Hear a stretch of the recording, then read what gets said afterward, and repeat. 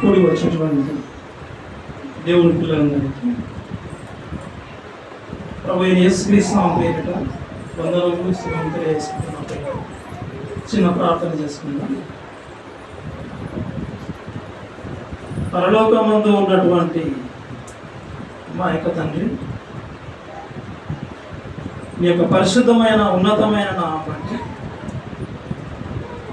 మీ యొక్క ప్రియకుమారుడు మా రక్షకుడు యేసుక్రీస్తు ద్వారా కృతజ్ఞతగా తెలియజేసుకుంటున్నాము.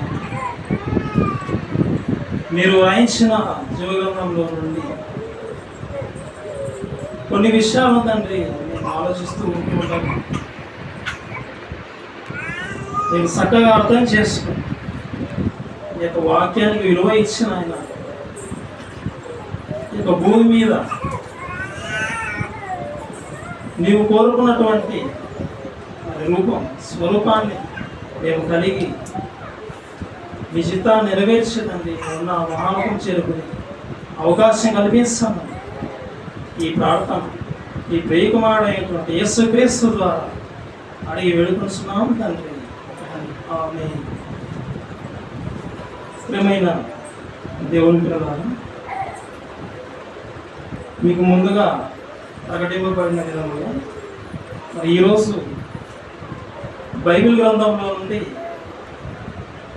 మనం ఆలోచించబోయేటువంటి అంశం సన్మానము కొందరిక అందరిక.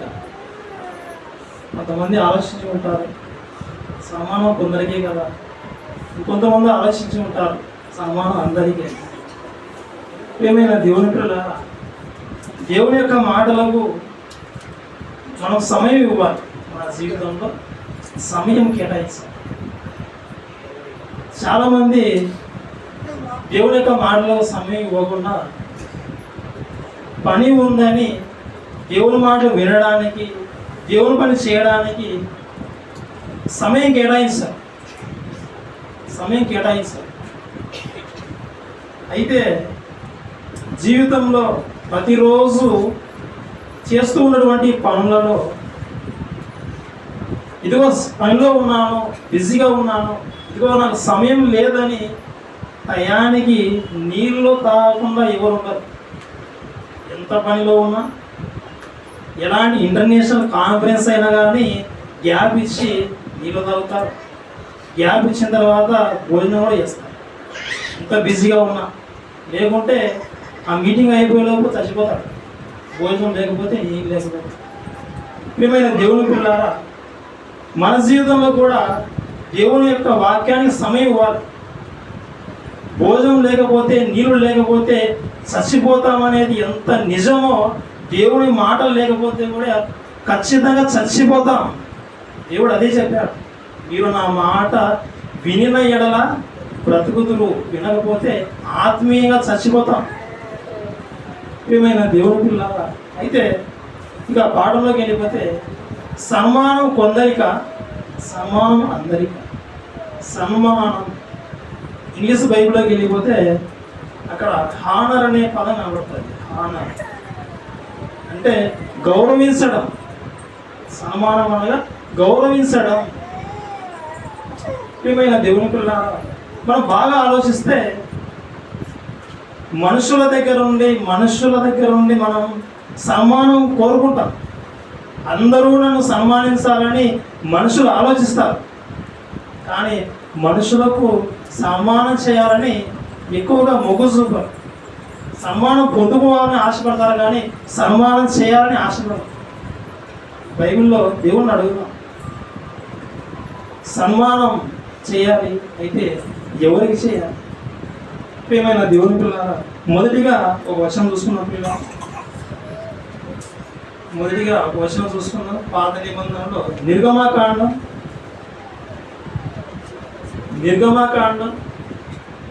20వ అధ్యాయం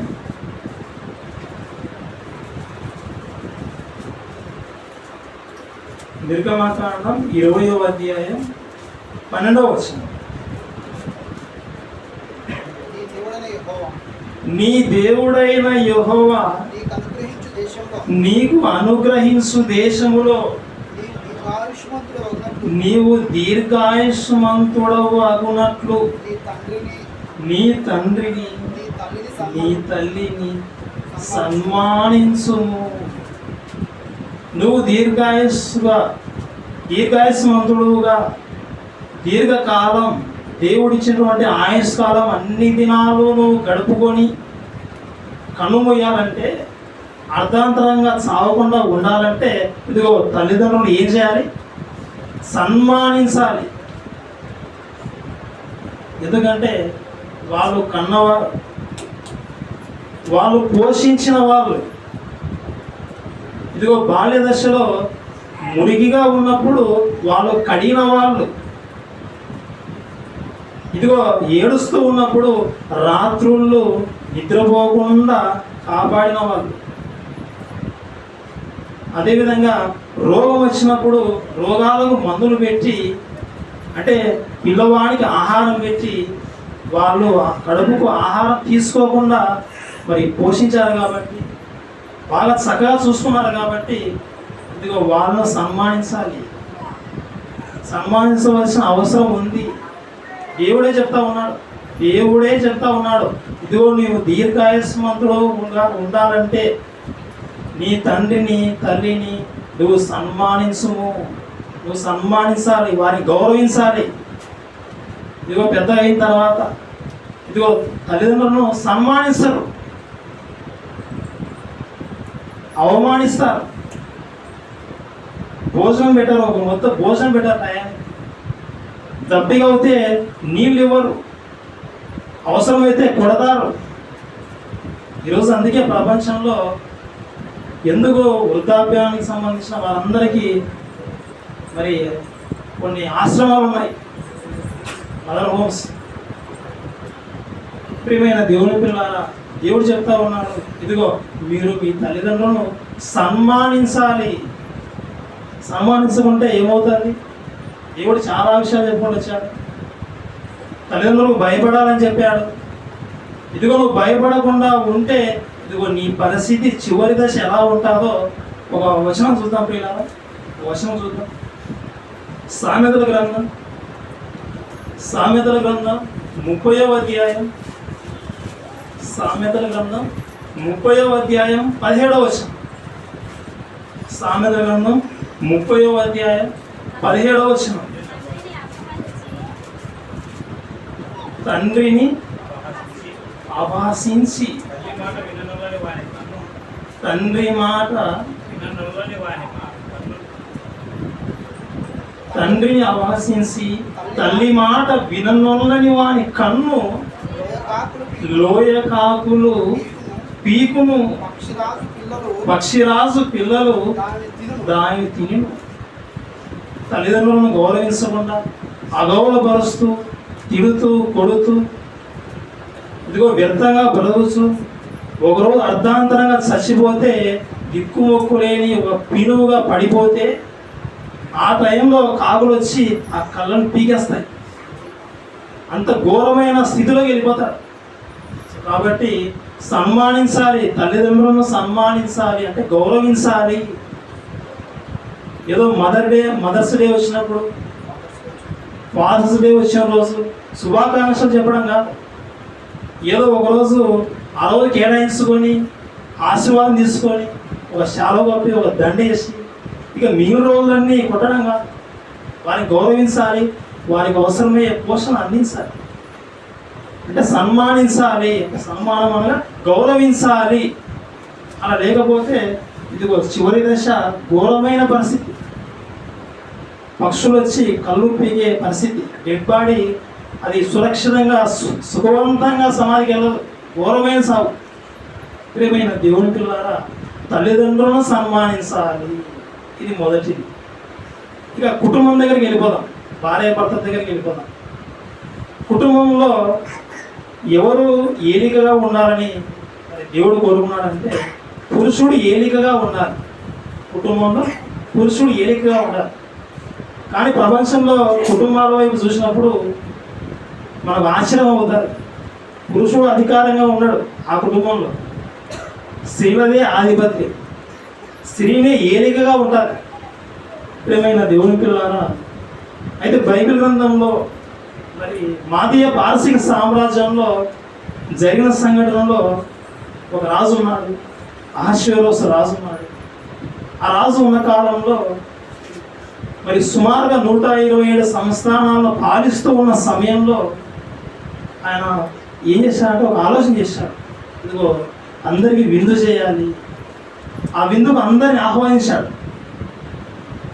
ఆ సమయంలో ఒక ఆలోచన చేశాడు, ఇదిగో వచ్చిన వీరందరికీ ఎన్నో భోజన పదార్థాలు పానీయాలు అందరికి ఇచ్చాను, ఇక నా భార్య ఉంది, నా భార్యను కూడా వీళ్ళకి చూపించాలి, ఒకసారి అందరూ చూస్తారు అని ఆలోచన చేశాడు.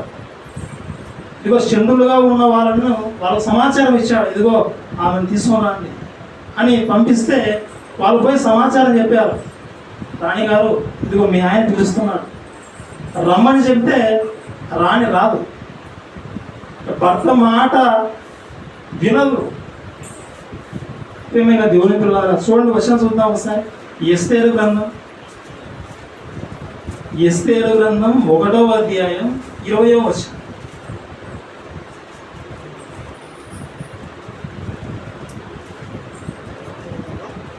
ఎస్తేరు గ్రంథం 1వ అధ్యాయం 20వ వచనం. మరియు రాజు చేయు నిర్ణయము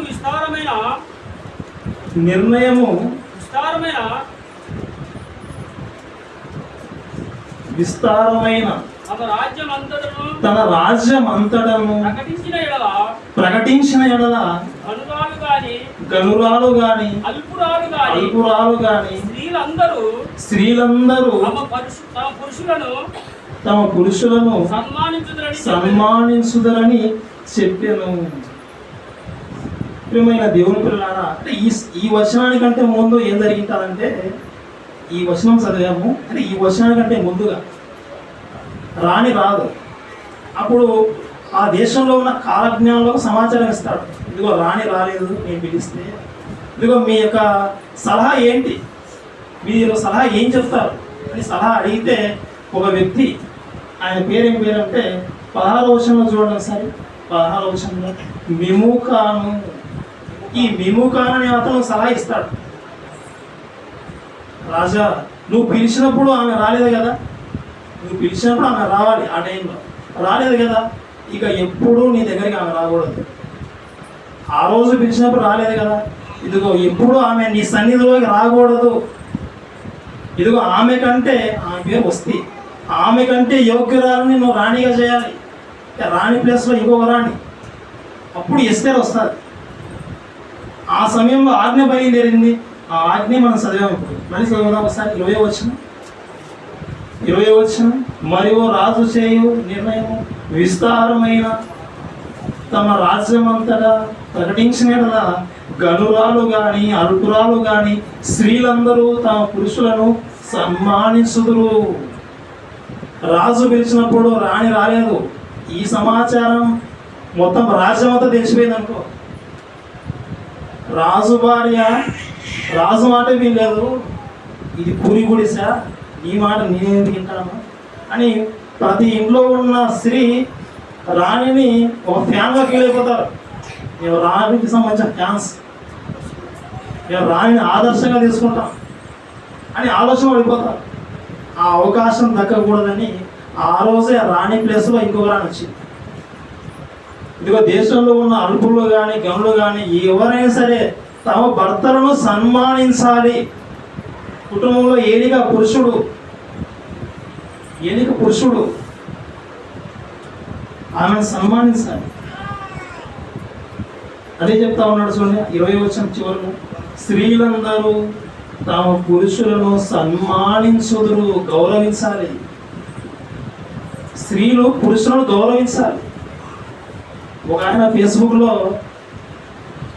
మాట్లాడుతూ ఒక వీడియో చేశాడు, తన ఫ్రెండ్తో చెప్తా ఉన్నాడు, ఈ భూమి మీద అంత స్త్రీలకే ఆధిపత్యం ఉంది, మనకు గౌరవమే లేదు అని ఒక వీడియో చేస్తా కొన్ని విషయాలు చెప్పాడు. ప్రియమైన దేవుని పిల్లారా, అందులో వర్షం కురిసిందంటే వర్షం కురిసిందంటారు కానీ వర్షం కురిశాడన్నారా?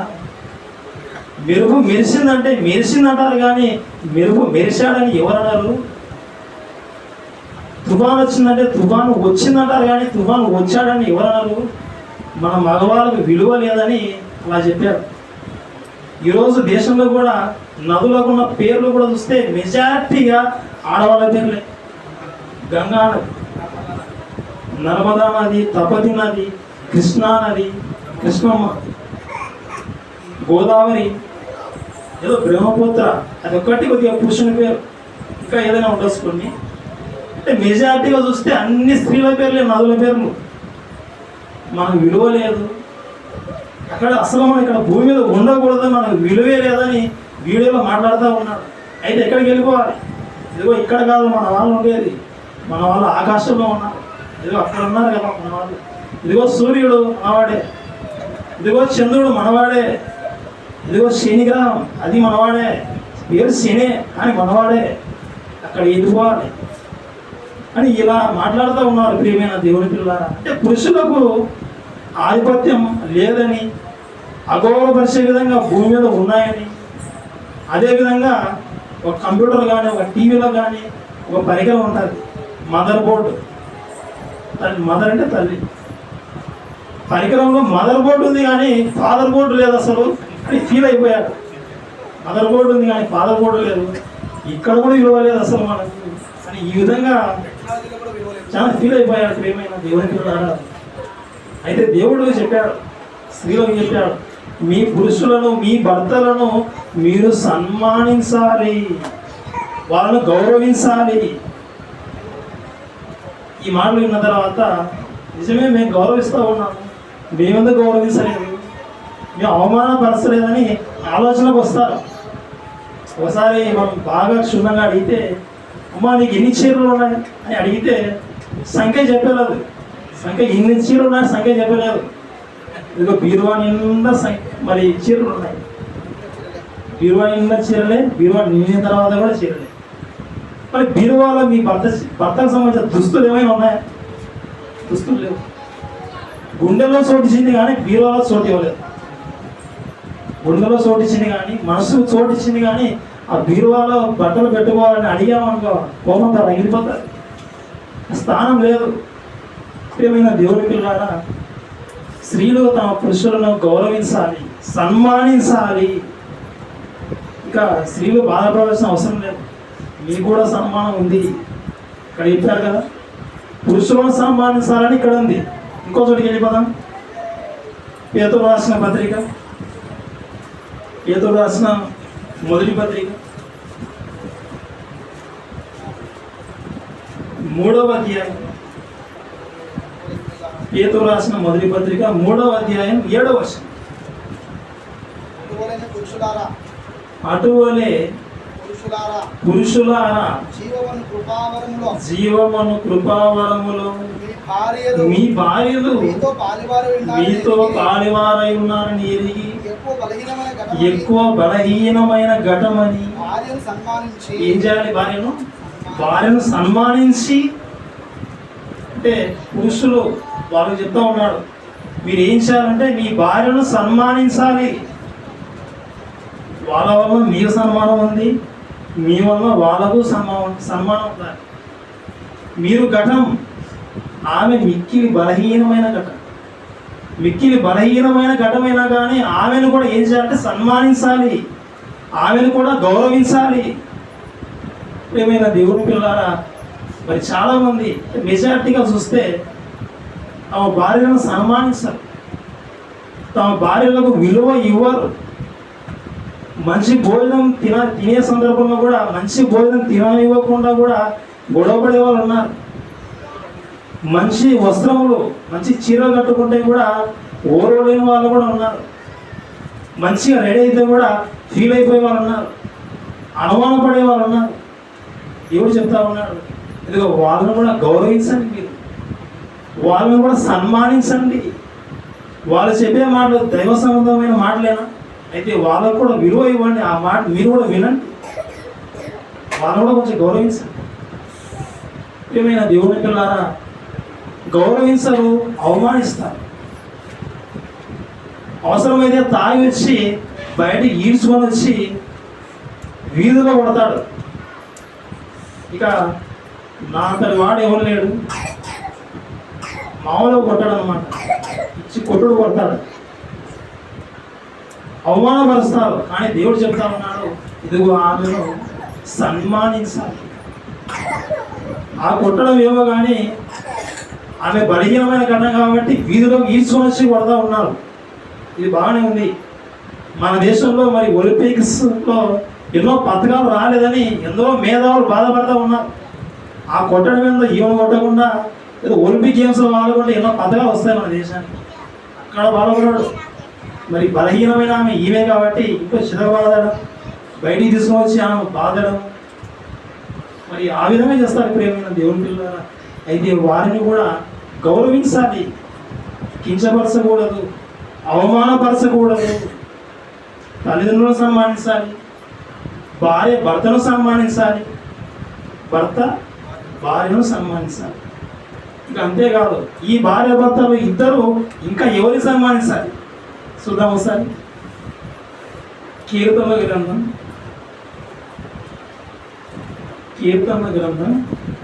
15వ అధ్యాయం. కీర్తనల గ్రంథం 15వ అధ్యాయం 4వ వచనం.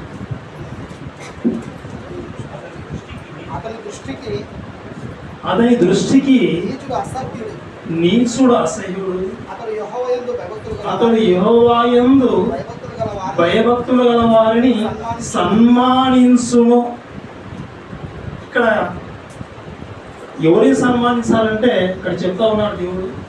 4వ వచనం 4వ రెఫరెన్స్ లో 2వ లైన్. అతడు యెహోవా యందు భయభక్తులు గల వారిని సన్మానించును. దేవుని భక్తులను సన్మానించాలి, తల్లిదండ్రులను సన్మానించాలి, ఓకే. భార్య భర్తను సన్మానించాలి అంటే గౌరవించాలి. ఇరువురు గౌరవించుకుంటారు. వీళ్ళు ఎవరిని గౌరవించాలంటే, వీళ్ళు ఎవరిని సన్మానించాలంటే, ఇదిగో దేవుని యందు భయభక్తులు గలవారు ఎవరైతే ఉంటారో భక్తులను సన్మానించాలి. దేవుడు చెప్తా ఉన్నాడు. వాళ్ళని ఎందుకు సన్మానించాలి, వాళ్ళని ఎందుకు గౌరవించాలంటే 16వ అధ్యాయం ఇక్కడే ఉంటారు చూడండి. 16వ అధ్యాయం 3వ వచనం. 16వ అధ్యాయం 3వ వచనం. నేను ఇలాగందును, భూమి మీద ఉన్న భక్తులే శ్రేష్ఠులు, వారు నాకు కేవలం ఇష్టలు, కేవలం నాకు ఇష్టలు. ఎవరైనా మన కళ్ళ ముందరకు ఆహార పదార్థాలు అన్నీ తీసుకొచ్చి ముందర పెడితే మనం అప్పుడు అన్ని పదార్థాలు తీసుకోకుండా కొన్ని సెలక్షన్ చేసుకుంటాం. నాకు ఇది మాత్రమే ఇష్టం, మిగతా మీకు తినలేను, నాకు కేవలం ఇదే ఇష్టం అంట. ఇక్కడ భక్తుడు కూడా నీకు ఎవరి ఇష్టము అని అడిగినప్పుడు ఆయన చెప్తా ఉన్నాడు చూడండి, భూమి మీద ఉన్న భక్తులే శ్రేష్ఠులు, ఇదిగో వీళ్ళే శ్రేష్ఠులు, కేవలం నాకు వాళ్ళే ఇష్టలు. ఎవరిని ఇష్టపడ్డాడంటే ఎవరిని పడితే వాళ్ళని ఇష్టపడలేదు, భక్తులు ఇష్టపడ్డాడు. ఇదిగో ఈ భక్తులను సన్మానించే వాళ్ళు ఎలా ఉంటారంటే 15వ అధ్యాయం, అక్కడే 15వ అధ్యాయం 1వ వచనం చూడండి. యెహోవా నీ గుడారములో అతిథిగా ఉండదగిన వాడెవడు, నీ పరిశుద్ధ పర్వతం మీద నివసింపదగిన వాడెవడు. ఈ భూమి మీద ఉన్న పర్వతాలు ఎవరెస్ట్ శిఖరం, కేటు శిఖరము, మరి ఆఫ్రికా ఖండంలో కిలిమంజారో ఆ పర్వతం. భూమి మీద ఎన్ని పర్వతాలు ఉన్నా కానీ అన్ని పర్వతాల కంటే ఎత్తైన పర్వతం దేవుని పర్వతం, దేవుని సంఘమే. ఈ పర్వతం మీద ఈ సంఘంలో నివసించాలంటే ఏం చేయాలంటే అదే చదివాము ఇప్పుడు. యెహోవా యందు భయభక్తుల వారిని సన్మానించాలి. అలాంటి వాడు సన్మానిస్తాడు. ప్రియమైన దేవుని పిల్లారా, మరి ఈరోజు భక్తులను సన్మానిస్తున్నామా ఒకసారి మనం ఆలోచన చేసుకుంటాం. భక్తులను మనతో పాటు సంఘంలో ఉన్నవాళ్ళను, మనతో పాటు సువార్త పనిలో ఉన్న వాళ్ళను, మనతో పాటు దేవుని సేవ చేసే వాళ్ళను ఏం చేయాలి? సన్మానించాలి, గౌరవించాలి. కానీ చాలామందికి గౌరవం దక్కదు, అవమానమే దక్కుతుంది. చాలా మంది సన్మానిస్తారు, గౌరవిస్తారు, అవమానపరుస్తారు.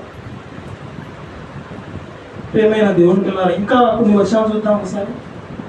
ఇప్పటి వరకు తల్లిదండ్రులను సన్మానించాలి, భార్య భర్తను సన్మానించాలి, భర్త భార్యను సన్మానించాలి, వీళ్ళిద్దరు కలిసి భక్తులను సన్మానించాలి.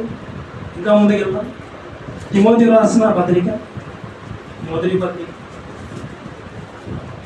తిమోతికి రాసిన మొదటి పత్రిక 5వ అధ్యాయం 3వ వచనం. తిమోతికి రాసిన మొదటి పత్రిక 5వ అధ్యాయం 3వ వచనం. నిజముగా అనాథలైన విధవరాండ్రను సన్మానించము. విధవరాండ్రులుగా ఎవరైనా ఉన్నారు? అనాథులుగా ఎవరైనా ఉన్నారు? ఏకాకిగా ఉన్నారు? దేవుని యందు భయభక్తులు కలిగిన వారిగా ఉన్నారా? ఇదిగో అలాంటి వారిను తక్కువ చేయకూడదు, అలాంటి వారిని అవమానపరచకూడదు, అలాంటి వారిని సన్మానించు తిమోతి అని తిమోతికి పౌలు గారు చెప్తా ఉన్నారు. అంటే విధవరాండ్రను, అనాథలైన విధవరాండ్రను సన్మానించాలా? వాళ్ళు కూడా సన్మానమే. ఇక మమ్మల్ని ఎవరు పట్టించుకుంటారు? ఇక మాకంతా అవమానమే, ఇక ఒంటరివాడిని అయిపోయాను అని అనుకోవడానికి లేదు. ఇక వారికి కూడా సన్మానం, వారికి కూడా గౌరవం. ఇంకా ముందుకు వెళ్దాం. ఇదే అధ్యాయం 17వ వచనం. బాగుగా పాలన చేయు పెద్దలను విశేషముగా వాక్యమందును ఉపదేశమందును ప్రయాసపడు వారిని రెట్టింపు సన్మానమునకు పాత్రులుగా ఎంచవలెను. పెద్దలను, వాక్యం బోధించే వాక్యోపదేశకులు, సువార్థికులను వీరిని ఏం చేయాలి? సన్మానించాలా? అవమానించాలా? సన్మానించాలి. అది ఎలా సన్మానించాలంటే రెట్టింపు సన్మానం, వాళ్ళందరికంటే డబల్ రెట్టింపు సన్మానమునకు పాత్రులుగా ఎంచుకొనవలెను. ఇదిగో సంఘంలో నడిపించిన వాళ్ళు, ఇదిగో మంచి వాక్యంతో మిమ్మల్ని బలపరిచే వాళ్ళు, ఇదిగో వాళ్ళు ఏం చేయాలంటే ఇదిగో సన్మానించాలి. ఏదో ఒక సేవ వేసి, ఒక పూలదండ వేసి, ఇక ఆ రోజు సన్మానం చేసి, ఇక మిగిలిన రోజులు అన్ని రోజులలో వాళ్ళు చెప్పే మాటలు పఠించకపోతే, వాళ్ళు చెప్పిన మాట ప్రకారంగా బైబిల్లో ఏ మాట అయితే చెప్పారో ఆ మాట ప్రకారంగా జీవించకపోతే, ఇక సమాజంలో ఏదైనా తప్పులకు చిక్కిన తర్వాత సమాజంలో ఉన్న వాళ్ళు అనుకుంటారు, ఇదిగో వాళ్ళు ఆ ప్రార్థనకి వెళ్ళిపోతారు, ఇదిగో వాళ్ళ పాష ఈయననే అని. ఒకవేళ బయటికి సమాచారం వచ్చిందనుకో, ఆ మాట విన్న తర్వాత చాలా అవమానపడతారు. నేను వాక్యంలో పెంచిన వాళ్ళు, వాక్యం చెప్పిన వాళ్ళు ఏంటి ఇలా అయిపోయారు, ఆ రోజు బాధపడతారు. ప్రియమైన దేవుని పిల్లలను సన్మానించాలి అంటే వారి మాట వినాలి. పెద్దలను, ఉపదేశం చేసే వాళ్ళను సన్మానించాలి. రెట్టింపు సన్మానము వీరే పాత్రులు అని నువ్వు అనుకోవాలి. ఇంకా ఆలోచిద్దాం. చివరి ముగింపులోకి వచ్చిన పిల్ల